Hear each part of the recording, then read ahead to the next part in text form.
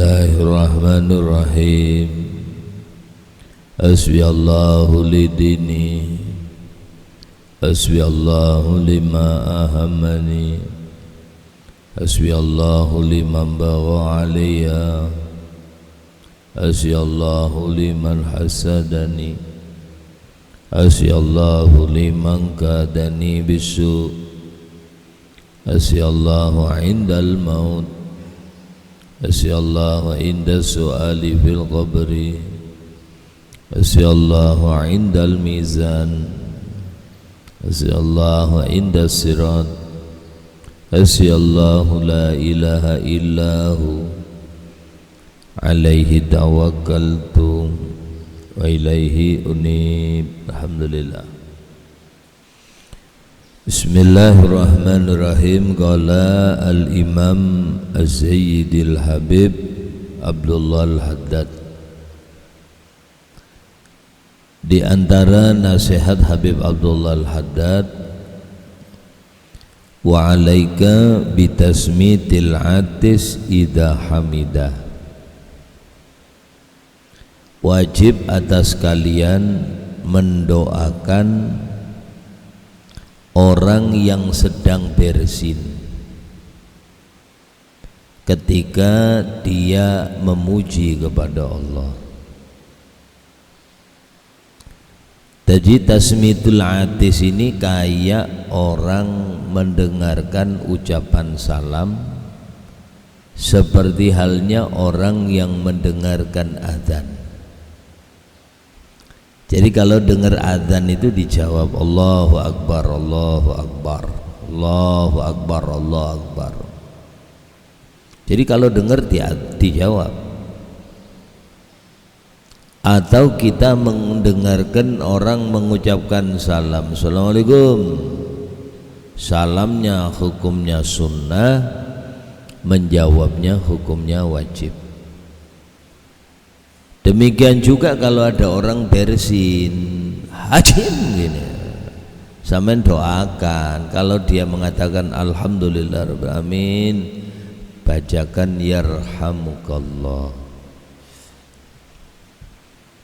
Jadi orang bersin itu bukan sakit, justru orang bersin itu sehat. Kecuali tahun ini aja bersin itu dianggap penyakit, ya. Tahun ini aja bersin dianggap penyakit ya tahun ini. Makanya bersin itu bacaannya alhamdulillah, berarti nikmat. Orang bersin itu sedang dikasih kesehatan oleh Allah. Bahasa kita ini berhenti sejenak menggetarkan seluruh badan. Badan kita ini kalau bersin berhenti sejenak, Pak. Hajim, gerak sejenak. Darah-darah yang kotor-kotor, darah yang kesumbat, maka saraf-saraf kita ini kecil-kecil sampai dikatakan wa fi anfusikum afala tubsirun. Di dalam diri kalian sendiri, apakah kamu tak pernah melihat? Apakah kamu tak pernah memerenungkan? Makanya dokter itu kalau semakin pinter, dia merasa semakin bodoh. Karena semakin badan ini diteliti, ilmu itu diteliti di dalam badan, maka semakin takjub dia dengan kebesaran Allah Subhanahu wa taala. Saraf kita ini lebih panjang dari panjang bumi, Pak. 2 kali panjang bumi. Saraf daging itu kalau dipotong kan ada saraf-sarafnya itu. Kalau dijadikan kayak benang gitu, ditarik seluruhnya, itu keluar lagi. Kalau dari timur keluarnya dari barat. Tarik lagi masih lebih. Dan itu harus tersaluri darah semuanya. Dan porsinya harus pas. Lek gak pas bermasalah. Makanya ada pembuluh pecah. Kenapa orang stroke? Karena darahnya tak mengalir, tersumbat. Oksigen ke otak tidak sampai. sinyal ndak sampai, ya harus teraliri dan takarannya harus pas. Makanya kata Allah, wa fi anfusikum afala tubsirun, kau harus merenungi diri kamu sendiri. Makanan beda-beda tapi konsumsinya sama. Orang kaya sama miskin sama, ndak sama makanannya. Satu levelnya kayak rendah-rendah, makanannya sederhana. Yang satu makannya enak-enak terus. Kan harusnya enak tambah sehat kalau, tapi justru penyakitnya tambah berat. Harusnya tambah sehat, konsumsinya 4 sehat 5 sempurna tercukupi. Ada susu, orang miskin tidak pernah minum susu, ya kalau. Tapi tenang, sampai lihat kalau rumah sakit yang VIP itu sampai lihat orang kaya semuanya penyakitnya komplikasi. Orang miskin penyakitnya 2, panuen sama pusing tidak punya uang. Loh maaf, makanannya sama, tapi maaflah, makan sama makan, tapi konsumsi berbeda. Tapi subhanallah, Allah atur mencukupi badan ini lengkap. Nggak ada yang lebih, harus makanannya tambah bergizi terus tambah lebih gitu, enggak. Allah kasih makanan, rambut enggak semuanya sama Pak. Rambut sama ini beda-beda Pak. Ada yang rambut dikasih makan terus sama Allah tapi tidak tumbuh. Ada yang dikasih makanan oleh Allah, kalau sampean potong dia akan tumbuh. Tapi setelah pada mentok batasnya itu dia tidak mau tumbuh lagi. Ada selamanya dikasih konsumsi tapi tidak tumbuh-tumbuh. Ada yang dikasih konsumsi tumbuh. Ada yang batasnya kalau sudah selesai dia tidak mau panjang. Tak kasih contoh, nih alis nih Pak. Alis ini kalau sampean cukur dia akan tumbuh. Tapi kalau selama ini pernah lah sampean nyukur alis? Tidak pernah. Tapi segini-gini aja alis itu. Tapi kalau sampean cukur krek dia akan tumbuh. Tapi batasnya setelah seini dia tidak mau tumbuh lagi. Coba kalau sampean dikasih oleh Allah tumbuhnya alis kayak rambut, wah repot sampean. Ada tukang cukur alis katanya. Nih, dikasih makan oleh Allah tapi tidak tumbuh. Nih bulu yang di sini. Kalau sampean dikasih sama kayak rambut atas, wah kayak warik kayaknya akhirnya. Gorila ya kalau.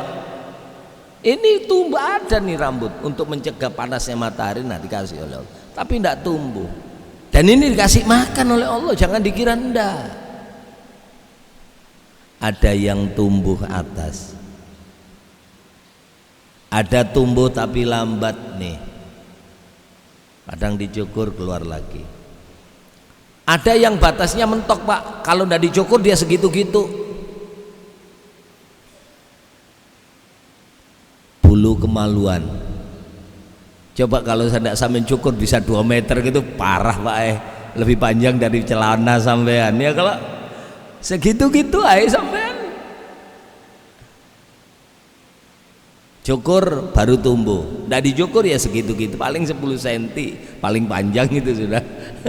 Dan itu dikasih model sama Allah. Modelnya kayak rambut keriting. Coba lurus semuanya ya apa sampean? Itu suruh merenung loh sampean, tulang sama Allah. Kenapa ini yang dikasih terus panjang nih? Supaya sampean punya amal ibadah dengan rambut ini. Tiap hari Senin boleh dipotong pahala. Kalau hari Kamis, kalau sampean bercukur, kepingin badan sehat, dalam kitab Manhajus Syawi, kalau sampean bercukur hari Kamis Allah kasih sehat.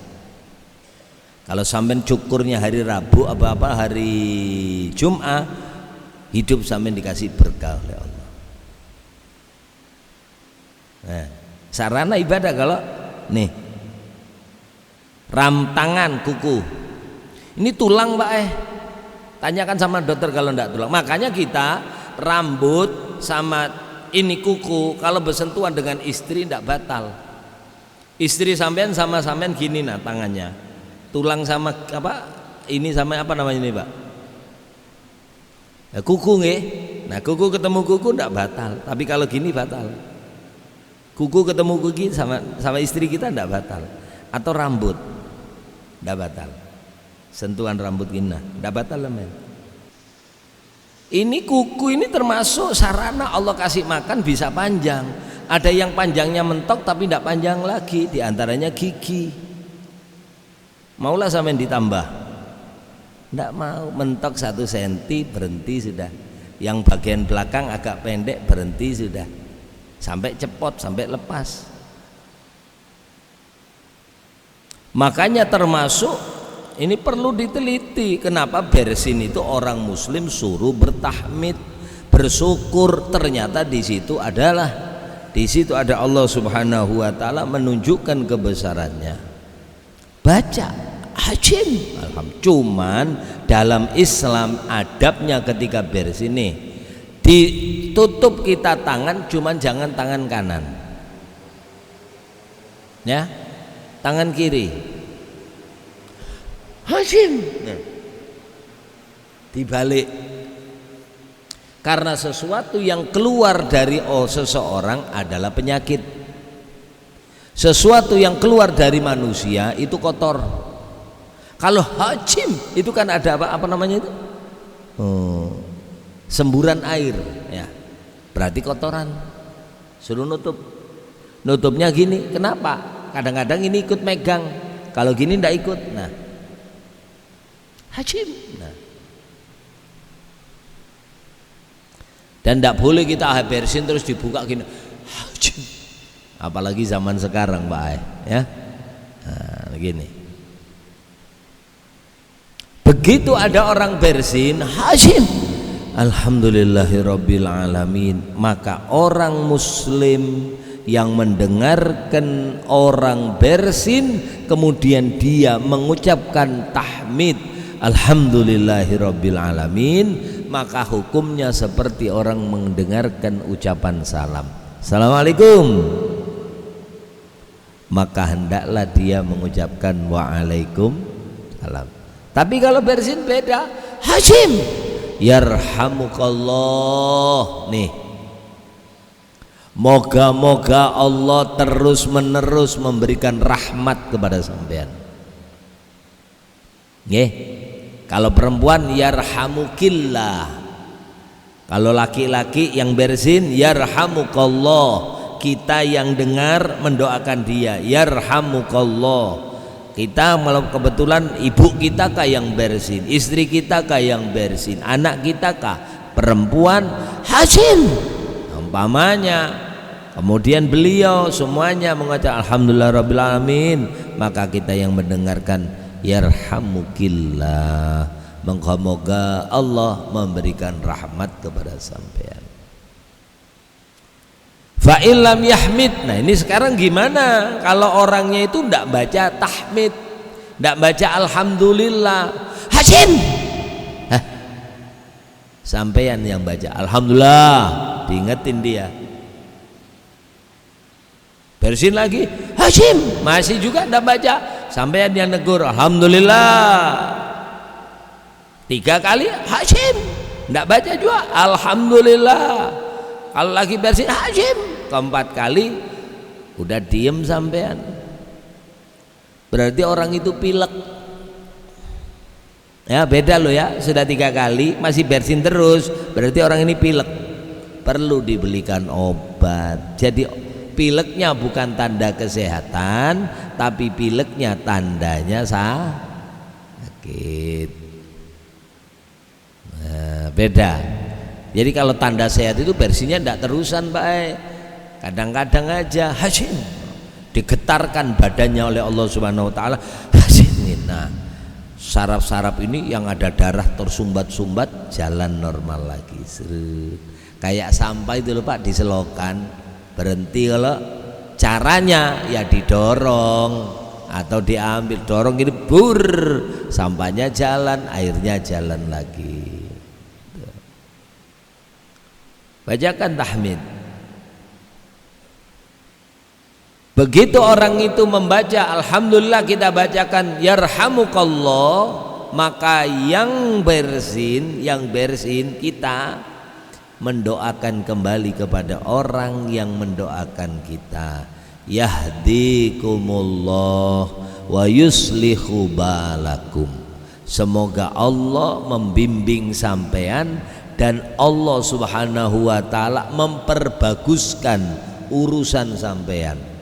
Masya Allah, gara-gara ini aja Pak, doa kita didoakan orang supaya mudah. Dan ingat, doa yang paling mustajab dari 5 doa, kata Nabi, khamsud da'awat la turaddu fihin, ada 5 doa yang tidak ditolak oleh Allah.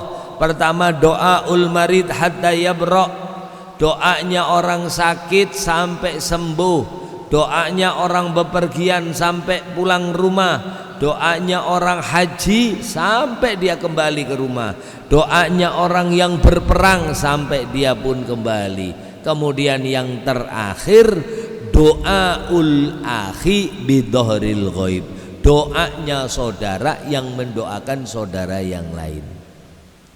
Wa asraul ijabah, doa yang paling cepat, doanya orang sakit, doanya orang bepergian, doanya orang haji yang sampai pulang, doanya orang perang. Bahkan kata Nabi, ada doa yang sangat mustajab, yaitu apa? Doa yang berada di bayang-bayang pedang, lagi perang ini loh, doa sampean itu doa mustajab. Tapi sekarang tidak ada perang sama pedang Mbak ya, pakai tembak. Bahkan sekarang perangnya jarak jauh, cuman pencet rudalnya jalan sendiri sudah. Nggak seru kalau perang gitu Pak ya. Seru kan kalau ketemu hadap-hadapan, mati syahidnya itu jelas. Tapi dari doa 5 ini kata Nabi, yang paling cepat kabul doanya saudara yang mendoakan saudara yang lain. Dan kita ini punya Pak, di kepala kita ini, ya di kepala kita ini ada malaikat yang nguntitin sampean kemana ikut.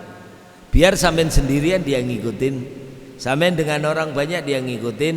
Dan ini punya tugasnya sampean sendiri yang menugaskan, memeteknya. Ibarat lampu itu sampean petek bisa nyala, kalau sampean tidak sampean petek dia tidak nyala. Malaikat ini tidak mau doa juga kalau sampai tidak mau mendoakan orang. Jadi kalau sampai doakan orang kayak jemto, yarhamukallah, maka katanya malaikat amin wa anta mislu dalik, kau pun mendapat rahmatnya Allah. Yang ini doakan yahdikumullah wa yuslihu balakum, moga-moga Allah membimbing kau, memberikan hidayah kepadamu dan menyelesaikan semualah urusanmu. Katanya malaikat yang duduk di atas kepala kita, amin wa anta mislu dalik, kamu dapat pertolongan Allah dan kamu urusanmu diselesaikan oleh Allah. Nah ini, jangan sampai tidak doakan orang, sayang sampean ya. Doakan orang ini luar biasa. Wala tadkhulu baitan ghaira baitika hatta tasta'dina awalan, dan jangan kamu masuk rumah selain rumahmu sampai kamu mendapatkan izin. Masuk rumah orang minta izin, ketok, dok, assalamualaikum, nggak denger, ketok lagi, dok, assalamualaikum, ya, nggak denger, ulangi. Fa in istadzanta, maka kalau kau minta izin 3 kali, fa illam falam yu'zan laka fala tu'id al istidzan. Caranya kalau minta izin 3 kali Pak, ketok lagi, dok, assalamualaikum, 3 kali, tidak dibukakan pintu, sampean pulang. Bisa jadi orangnya ada tapi tidak berkenan menerima tamu. Ya, ada orangnya Pak, cuman tidak dibukakan sampean. Dilihatin, mungkin orangnya lagi letih, mungkin orangnya sangat payah, mungkin orangnya sedang tidur. Jangan keempat, tiga aja. Dok dok dok dok, assalamualaikum. Satu, tidak ada lagi, ketok lagi, dok dok dok, tidak ada, ketok lagi, dok dok dok, tidak ada, pulang. Kapan lagi diulangi kah? Sore lagi datang lagi, apa? Ya sore. 3 kali lagi izinnya. Wa idza nadaka muslim fa'ajibu bitalbiyah.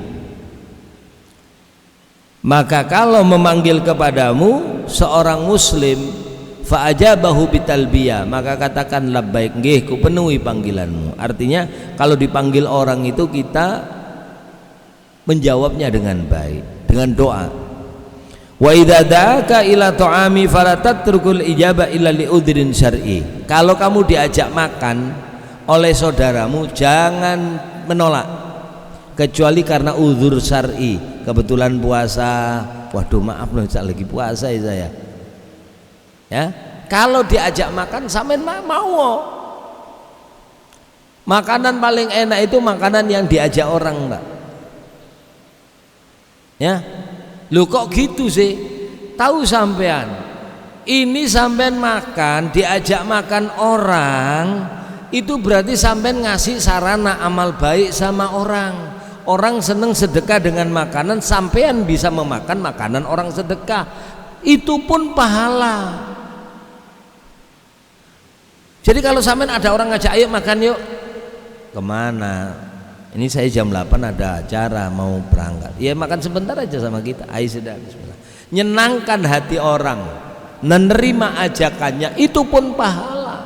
Sudah sampai makan enak, gratis lagi. Wa yut'imuna at-ta'ama 'ala hubbihi miskinan wa yatiman wa asira. Innama nut'imukum liwajhillah la nuridu minkum jazaan wala syukura. Mereka suka memberikan makan kepada orang, dan ingat, makanan yang tidak dihisab oleh Allah adalah kita makan bersama-sama. Makanya Nabi Ibrahim itu pinter. Orang kaya kepingin tidak dihisab sama Allah. Caranya makan enak tapi tidak ditanya sama Allah. Justru apa jadi amal ibadah? Apa? Makan sama orang lain. Kalau sampean makan sendiri ditanya sampean sama Allah, makanan sendiri. Kau makan apa? Ini. Dari mana ketamu? Ini. Dihisab sama Allah. Tapi ngajak orang lain enggak. Wa yut'imuna at-ta'am. Ya Rasulullah, ayul a'malu afdal? Amal apa yang paling utama ya Rasulullah? It'amut ta'am, ngasih makan orang. Ya Rasulullah, mabirul haji, apa tandanya hajinya mabrur? Qal it'amut ta'am, ngasih makan orang. Wa at'imut ta'am wa ifsa'us salam wa qumu bil-lail wan nasu niyam tadkhulul jannata bisalam. Nih amalan Nabi kata, kasih makan orang, sebarkan salam, kasih makan orang, sebarkan salam. Kemudian bangunlah waktu malam sementara manusia pada niam, pada tidur. Kemudian masuklah kamu ke dalam surga bisalam, dengan salam. Makanya ketika sampean diajak makan orang, sampean terima makan yang enak sampean. Selesai makan, tanda terima kasih kita sama orang itu, doakan orang ini. Jadi kalau makan sama orang, kita selesai Pak, cuci tangan, pulang kita doakan yang ngasih makan kita. Akramakumullah, moga-moga Allah ngasih kemuliaan sama sampean. Wa jazakumullah, dan moga-moga Allah membalas apa yang telah sampean berikan. Jangan terima kasih ya, bagus juga bilang gitu, tapi beda. Doakan dengan lebih sempurna. Akramakumullah, moga-moga Allah memuliakan sampean. Bukan terima kasih toh, tapi moga-moga Allah memuliakan sampean. Fala tatrukil ijabah. Jadi kalau diundang orang makan jangan ditinggal, jangan ditolak. Illa li udhrin syar'i, kecuali menurut udzur syar'i. Udzur syar'i diantaranya hujan, sakit, ya kalau puasa. Ini udzur syar'i ini, Pak. Kalau enggak. Sampai ada dulu Habib Umar bin Hud Al-Attas, ya, di sana. Di mana? Di Jakarta. Ya. Ini yang ceritanya Habib Ali Al-Qadri, ya. Saya pas kebetulan puasa sunnah saya ini. Habib Ali ini makan, saya pas bertamu, assalamualaikum, salam Bib, makan, sini, nggih Bib, makan sama saya. Ini bingung saya, ini guru, ini puasa, puasa Bib. Ayo sudah makan sama saya sih. Nggih Beb, makan saya. Memenuhi panggilan guru hukumnya wajib, sementara saya sunnah. Jadi wajib makan. Ini kan kayaknya salah, Pak, ya. Seperti halnya sampean sholat sunnah dipanggil ibu sampean, sampean neruskan sholat itu sebenarnya salah. Sampean sholat duha umpamanya, Allahu Akbar, mamanya Andi, umpamanya panggil saya Muhammad, keraskan Allahu Akbar, masih dipanggil lagi Muhammad, mana ini orangnya ini? Alhamdulillah ya Rabbil Alamin, masih tidak dengar, sholat sunnah ditinggalkan, datangin. Ini terjadi zaman Juret, Pak. Juret itu satu walinya Allah yang doanya mustajab. Dipanggil sama ibunya Juret, asik sholat dia, Allah. Juret, terus sholat. Juret, ndak denger, akhirnya selesai dia datangin ibunya. Kemana kamu? Sholat ma ibu. Apa jangan? Ibunya keceplosan ngomong, kamu tidak akan mati kecuali nanti terfitnah. Jengkel ibunya. Betulan, ketika akan meninggal Juret ini diuji oleh seorang pelacur. Pelacur ini, maaf, gandrung, seneng sama Juret. Kemudian ada orang bayar, kamu bisa ganggu Juret. Wah, kalau saya jelas bisa. Memang orangnya cantiknya luar biasa. Setiap laki-laki ngelirik mesti hatinya berdetak, ya, terfitnah. Diganggulah Juret, tapi subhanallah Juret tidak bergeming, wiritan terus diganggu sampai maaf ya, megang-megang segala itu, tapi Juret cuek. Diusirnya ini wanita karena malu. Keluar ketemulah sama seorang penggembala kambing. Penggembala kambing dikasih wanita cantik di tengah sawah, ya mau aja dia. Ya, begitu selesai hamil wanita ini.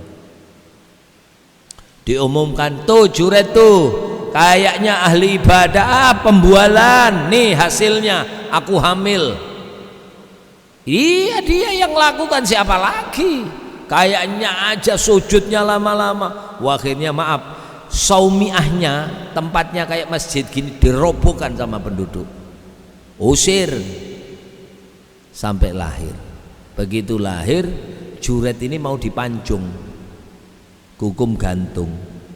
Katanya Juret, tunggu dulu, mana buktinya kalau saya melakukan? Tuh bayinya tuh, nah tolong bayinya sahabat sini. Jadi diantaranya di dalam kitab itu yang bayi bisa ngomong itu 3, mulai zaman bayinya. 1 Nabi Isa, 2 bayi zamannya Juret, 3 anaknya Dewi Masitoh. Nih 3 ini masih gendongan bisa ngomong. Begitu maaf bayinya dibawa sama Juret ini mau digantung, dipegang jempolnya bayinya. Ya gulam, man abuka, ditanyain, hei bayi, siapa bapakmu? Aku kah? Qala abi ar-ra'i, tuh bapak saya itu nah, yang gembala kambing itu nah. Nah ini coba gara-gara tidak memenuhi panggilan, akhirnya maka begitu, maaf saya cerita sama Habib Ali nih, makan saya sama Habib Ali, puasa saya tinggal, puasa sunnah, wajib tidak boleh Pak, dibatalkan, makan saya.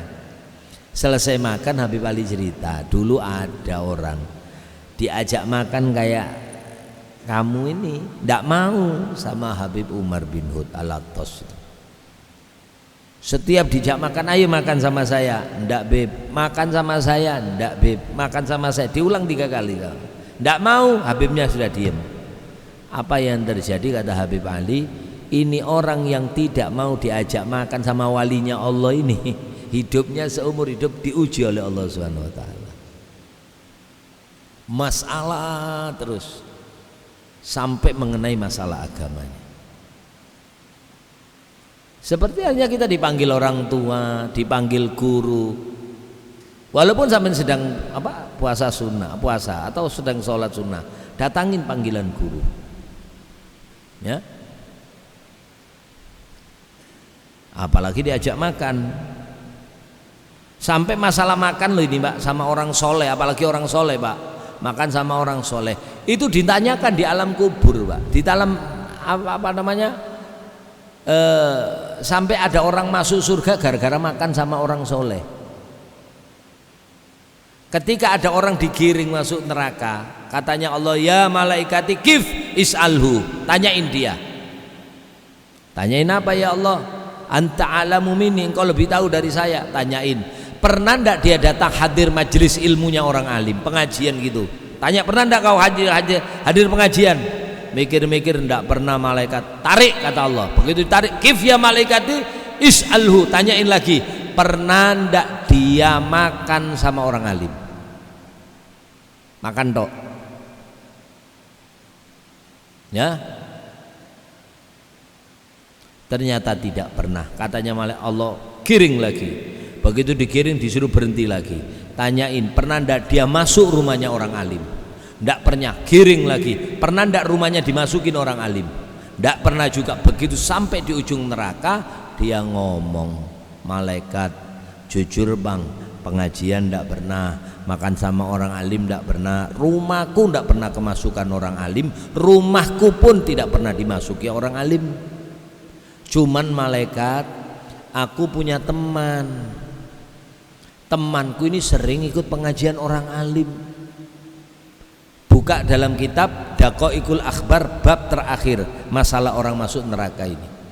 Apa kata Allah? Ya malaikati bihaqqi qad ghafartulah. Barokahnya dia punya teman yang temannya seneng kumpul sama orang alim, aku ampuni dosanya dia. Makanya dikatakan dalam kitab syair, anil mar'ila tas'al wasal an qarinihi fa innal qarina bil muqarini yaktadi. Karena teman sama teman itu saling mengikuti. Wa in kana dzi syarrin fajannib usuratan. Kalau temanmu itu tidak baik, kau lari jauh-jauh, cepet toh, karena dia akan mempengaruhi kamu keburukannya. Wa in kana dza khairin, kalau temanmu itu baik, ya, faqarinhu, ikutin, temanin dia, tahtadi, kamu akan mendapatkan bimbingan, kau akan mendapatkan petunjuk. Nah itu kalau diajak makan diterima, kecuali udzur, apalagi yang ngajak orang baik, anggap itu rezeki yang baik. Imam Syafi'i, tak ceritakan sedikit ya. Imam Syafi'i itu Pak, diceritakan sama Imam Ahmad bin Hambal. Imam Ahmad bin Hambal ini seorang luar biasa, sampai nanti hari kiamat beliau punya bendera sendiri. Ya Syafi'i, Basyiri Ahmad bi anna lahu liwaun yaumal qiyamah. Rasulullah mimpi Nabi Muhammad, kata Nabi Muhammad, Ahmad Syafi'i, basyiri Ahmadah, kasih kabar gembira sama Ahmad bin Hanbal bi anna lahu liwaun yaumal qiyamah, besok dia punya bendera sendiri di hari kiamat. Jadi Imam Ahmad itu setiap saat cerita tentang kemuliaan gurunya, yaitu Imam Syafi'i. Anakku, Imam Syafi'i itu orangnya zuhud, orangnya puasa, orangnya jago qiyamul lail, ya, qiyamul lail. Banyak diceritakan, ahli sholat malam. Imam Syafi'i itu Kak, malam mesti dibagi 3 Pak. Sepertiganya untuk baca kitab, sepertiganya tidur, sepertiganya sholat setiap malam.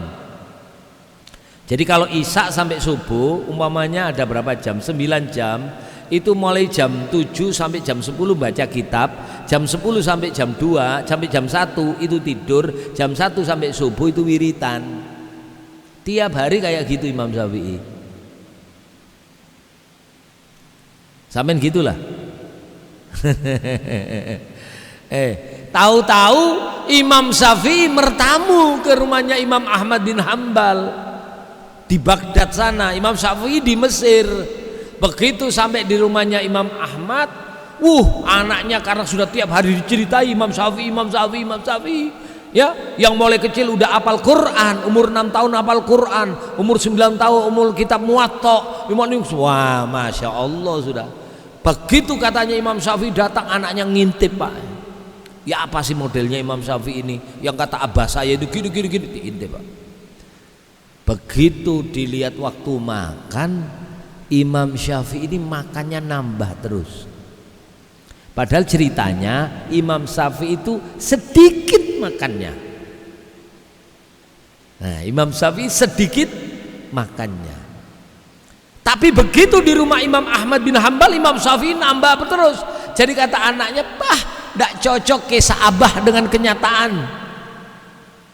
Begitu selesai makan, Imam Syafi'i leye-leye. Tahu leye-leye Pak? Tidur-tiduran gini. Tambah lagi anaknya bilang, tidak cocok lagi katanya baca kitab terus, ternyata tidur-tiduran terus. Begitu mau pulang Imam Syafi'i, anaknya ngomong sama abahnya, "Bah, kenapa kenyataannya tidak ada?" "Gini aja nak, nanti tak tanyakan sendiri. Kau tanya sendiri sama guruku Imam Syafi'i. Ini anak saya, guru, nih anak saya kayaknya hatinya tuh iktirad, tidak cocok dengan pian. Kenapa? Ini ku ceritakan kepada anakku, pian ini kalau makan sedikit, terus sama ini sedikit tidur. Tapi kenapa sampean begitu mertamu ke rumah saya makannya banyak, tidurnya banyak? Kenapa ini ya?" Dijawab sama Imam Syafi'i, "Ahmad, kenapa sih saya makan rumahmu ini banyak? Satu, aku mimpi sama Rasulullah kau punya bendera, dan aku lihat setiap bulir nasimu adalah barang yang halal. Makanya aku tahu makanan ini halal. Kenapa aku makan sedikit? Banyakin. Dan setiap bulir nasimu adalah obat. To'amus sahi dawaun, to'amul bakhil daun." Makanan orang yang dermawan itu jadi obat. Jadi kalau kami cari obat-obat, Pak, nyari orang dermawan. Orang seke jadi penyakit Pak. Survei membuktikan, bikin wadah gulanya karena mahal, tidak pakai gula dia, pakai sari manis. Tehnya karena gula mahal, tambahin sari manis dikit, habis minum pilek. Obatnya lebih mahal. Pemanis itu nah. Orang seke. Kenapa sampai tidur-tiduran? Apa jawaban Imam Syafi'i? "Ya Ahmad, ketika aku makan yang halal, otakku ini langsung dibuka sama Allah. Ketika aku tidur, maaf, leye-leye gini, aku telah menyelesaikan 70 masalah fikih." Jadi tidur gini Pak, ngarang kitab Imam Syafi'i. Habis makan tidur gini, itu langsung ilmunya di apa namanya, kalau dibukukan menjadi 70 bab. Satu bab mungkin beberapa lembar masalah fikih. Itu gara-gara makan makanan yang diberikan oleh muridnya sendiri. Jadi makanan kalau dikasih Pak, ya itu diterima, jangan ditolak. Saya kira cukup ini ya, lebih waktunya, moga-moga manfaat, barokah fid dini wa dunya wal akhirah. Al-Fatihah. Bismillahirrahmanirrahim. Alhamdulillah rabbil alamin.